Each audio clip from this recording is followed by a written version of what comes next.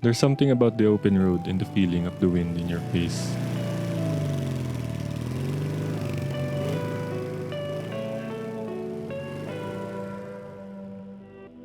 I've been riding for 3 years, my wife for 2 years. Most of that time was during the height of the pandemic, so traveling was pretty limited.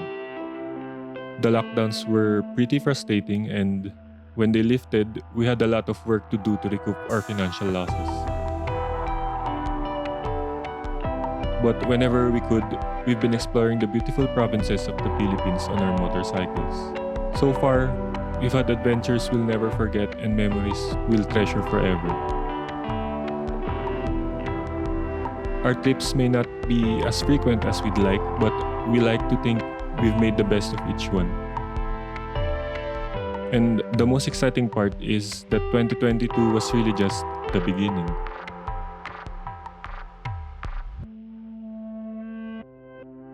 Our first ever long ride was in New Year 2020 to La Union. Back then, we only had one motorcycle. We didn't even have a GoPro, we didn't even have radio communications, and we didn't even have the proper bags or a top box. Camille had to wear a backpack that wasn't really waterproof, and when we wanted to talk, we had to shout, so we have a special place in our hearts for traveling north of Manila. But as many riders may know, COVID restrictions were somewhat stricter when it came to the northern provinces. In 2021, I made a video on how to pack for a long trip. Supposedly, we wanted to go motocamping in Zambales, but we were too early. There were still too many requirements, and so we ended up taking a quick trip to Baler instead. So our trip to Zambales at the end of 2022 was actually a long time in the making. It was a simple, chill trip, but it was such a relief to finally drive north to the beach again. San Felipe Zambales is located about 4 to 6 hours northwest of Manila. Travel time depends on how many stopovers you take, and of course, if you're allowed to take the tollways, unlike us. It's not our first time in Liwliwa. In fact, our last episode was an impromptu overnight group ride with friends Terrence and CJ. We liked it, but since it was just an overnight stay, we just decided to come back ASAP. On the day of our trip, we set off very early in the morning at 3:30 a.m. The biggest reason for the departure time was to avoid the rush in EDSA, Valenzuela, and Bulacan. The earlier we could get out of the city, the earlier we could get to more open provincial roads where we could really open up our throttles. As an homage to our first episode, we stopped over for our breakfast at Canto Style. It's also one of the most ideal breakfast stopovers since it's open 24/7. You can get a heavy meal and you can park your motorcycle where you can clearly see it. Maybe we're not yet as well-traveled as other local motorcyclists like Motul, who has already been to all 81 provinces in the Philippines. But we've seen our fair share of roads near and far from Metro Manila. And out of all the provinces we've explored, we haven't experienced a stretch of road worse than the Bulacan part of the MacArthur Highway. The potholes on this stretch of road is absolutely relentless. No matter how careful I am, I always seem to hit one and feel the jarring impact. It's not just annoying, it's also dangerous. Potholes can cause damage to our motorcycles and put us at risk of accidents. We've experienced some impact to our chains, wiring, and even our side mirrors from driving on this stretch of road. And this is considering that our motorcycles are pretty sturdy. It's even more dangerous for motorcycles that have a lower ground clearance and thinner wheels. The best time to travel here is in the morning. If you get caught on traffic here, you can split lanes, but it's still exhausting to do that, especially since even a little rain can cause many spots to be flooded from Bulacan to Apalit, Pampanga. Overall though, I'm pretty happy with the freedom and mobility we already have, and on the bright side, many major roads in Luzon are in wonderful condition. So once we got past Apalit, it was a pretty smooth track to our first major stopover, Primero Coffee in Pampanga. Since it's open 24 hours, it's a pretty reliable coffee pit stop to save on your Google Maps. And of course, my favorite feature, we can park near the tables so we don't have to unload everything on our stopover. We have heavy bags that are a bit of a hassle to remove and reattach at every pit stop, so we always look for places that have these handy parking spots. So 7:29 na, tapos nasa Pampanga na tayo. Dito kami sa Primero Coffee. Actually, second time na namin dito.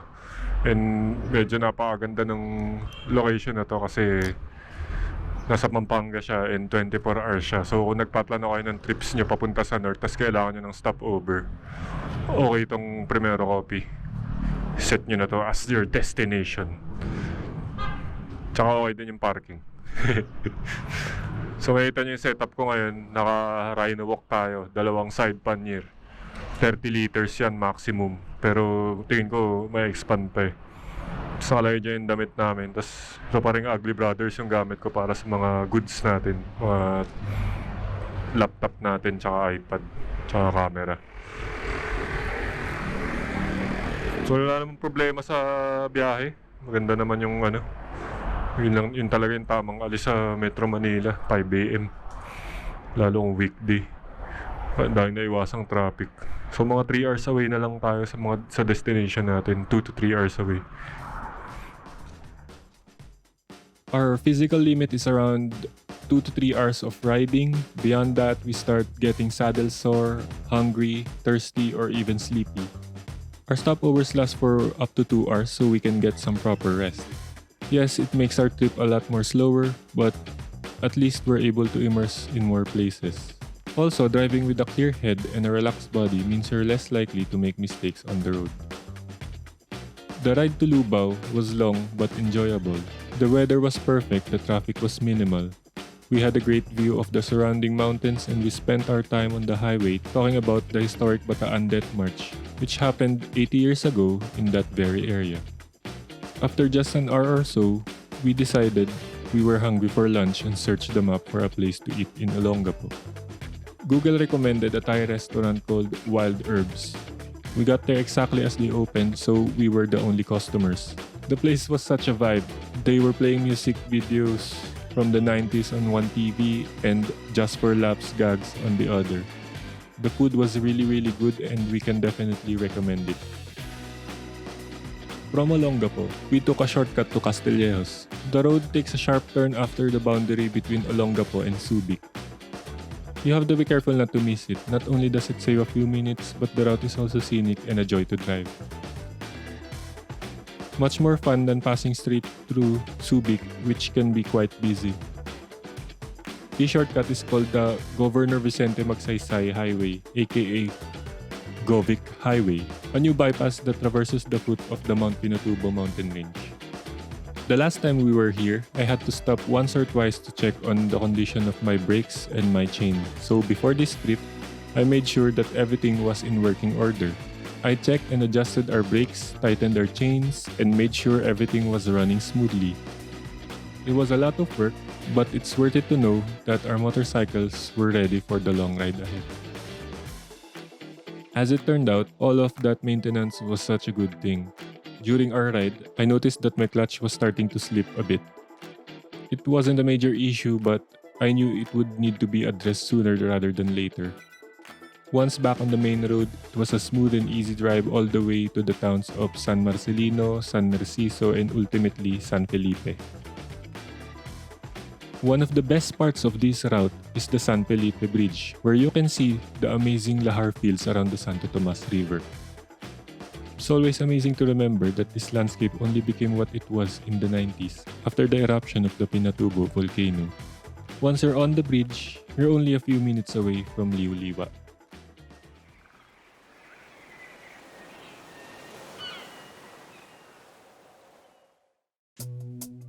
Liwliwa in early December 2022 was both busy and chill. There were promotions, art and music events, and more. It wasn't too crowded, but things were happening. For 4 nights, we hung out, ate, drove around, and overall had a nice quiet time. Like before, we rented dorm beds at Aluntala Hostel. Each dorm room has 10 beds. Each bed has sockets for your chargers, a small electric fan, if you need it, and a bedside lamp. There are lockers for your valuables and a pretty good common bathroom. We mostly rested upon arriving. After all, it was a long trip. We got a very warm welcome from one of Aluntala's resident dogs, Botbot, who seemed to remember us from the last time we were here. We ended our first day with a couple of cocktails at Agos ng Liwa. By the way, the folks in Liwa are no strangers to good coffee, so it was easy to feed our daily habit. Sestra Liwa is, as they say, isang tumbling lang from Aluntala, so that's where we got our daily lattes. We ate most of our meals at Mommy Phoebe's, as one does. It's close, it's affordable, it's good, there's tortang talong, there's inihaw, you really can't lose. It's also pretty much the main sari-sari store of the area where you can buy anything from emergency meds to soap to olive oil. On the afternoon of our second day after working in Aluntala's common area, we checked out the coastal road. It's an isolated and very pretty stretch of road. Not yet on Google Maps, probably because it isn't finished yet.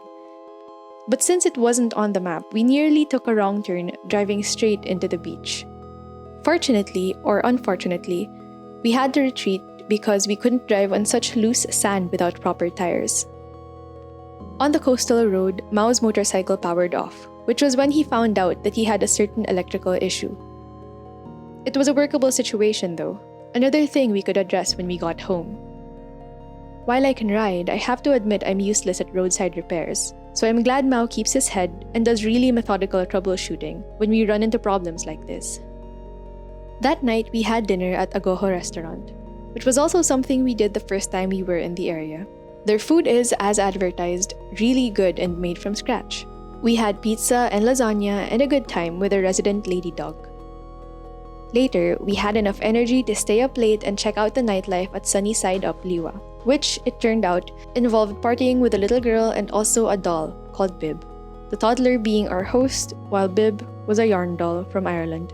As you can imagine, we were a bit distracted, as you can see where I'm telling someone not to get back with their ex, and as we lose control of the camera, and we would only experience the consequences the next morning. We went back to our hostel very groggy, and in the morning of the next day, I found out my wallet was gone. I instantly knew it was my fault.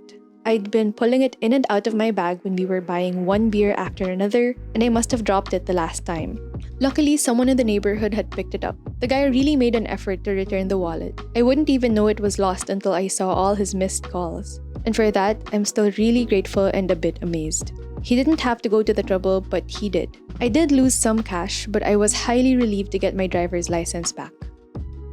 Most establishments in Liwa have a fiber internet connection now, so yes, you can definitely do the whole digital nomad thing here. This also means that you could, more or less, get by without cash. So we spent the rest of our trip reliant on GCash, which mostly worked, except for one embarrassing moment where it couldn't. This was at Lubang Nangoloan Falls, 15 minutes away. What's up mga katikoy? Nandito tayo sa Zambales, San Felipe, and papunta kami ngayon sa Nagoloan Falls. We only had 100 pesos in cash left, and the entrance fee was 50 each, so we were short 20 pesos for parking. I asked Sir Edmund at the entrance for a favor, to give me his GCash number in exchange for cash. He laughed when he heard it was just 20 pesos and insisted on just giving us the money. To Sir Edmund, wherever you are, thanks so much. We will look for you if we are ever in the area again. That night, we went back to Sestra Liwa to check out an event hosted by Chesterfield, yes, the cigarette brand. There was music and food and drinks, and we all had a literally chill time because it was raining. Our fourth day was our last full day at Liwliwa. We wanted to try driving closer to the Lahar fields in the foothills of Pinatubo to our east. There are a few points of interest accessible via motorcycle like the Dapya and Agbubutilla rivers. But we weren't sure about the weather and we weren't really dressed for rough driving, so instead, we decided to stay in town and look for a merienda destination anywhere in the north. We picked Sundowners, a resort in Botolan.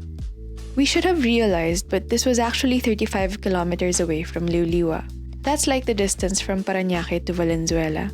So this was the longest we've ever driven wearing only slippers and basically house clothes. We do not recommend this. After 15 kilometers or so, we just decided it was too late to turn back. Instead, we just drove slower than we usually do, keeping away from other vehicles. We passed by a couple of checkpoints, but I guess we weren't flagged down because we were at least wearing helmets. The weather turned out perfect that day, so the view from the road was very rewarding. The Zambales mountain range has no equal on the west coast of Luzon. One reason we wanted to drive north was to hopefully catch a glimpse of Mount Tapulao, the highest mountain in central Luzon, which we summited in a 4-day traverse a few years ago. We were so happy to see it again, even if it was from below and from a distance. At Sundowners, Mao had blueberry pancakes and I had banana pancakes. They do very satisfying servings there. It looked like there was going to be a sunset wedding right on the beach that day. All in all, a family vacation kind of place. The road back to San Felipe that late afternoon was warm and golden. It was one of our most relaxing drives ever, and we both tried to imagine what it would be like to do this almost every day.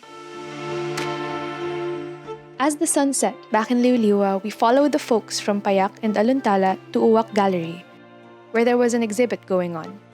We hung out there for a while before dinner, we listened to the music, we looked at the art, and I got 2 pairs of earrings. After dinner, we checked out the second night of the Chesterfield event at our neighboring hostel, Ruka. But we are getting a little old, and I can't fit an early morning and a late night into a single day anymore, especially after a couple of beers. So we called it a night way before midnight. The next day, we'd be going home. We're always sad to leave the open air to return to the congested city. Unfortunately, with 9 cats at home, we can't exactly do the whole digital nomad thing yet. For now, we just go where we can, when we can. Riding has been one of the most liberating things we've done. So for Mao and myself, who are prone to getting one existential crisis each every few months, a motorcycle is more than a noisy thing on wheels. It's a saving grace. There's so much self-help advice out there that tells you how you're the master of your own destiny. But honestly, things like the pandemic, war, and economic recessions are reminders that we're not actually in as much control as we like to imagine. So we start this year, 2023, hoping that the universe will be kind and allow us to see each other out in the world again, to explore and have fun, because otherwise, what's the point? Now that we've gone to Liwliwa, we've checked off one of our pandemic dream destinations. If you experienced COVID lockdowns in a city like us, where did you dream of going, and have you taken that trip yet? Let us know in the comments. Till next time.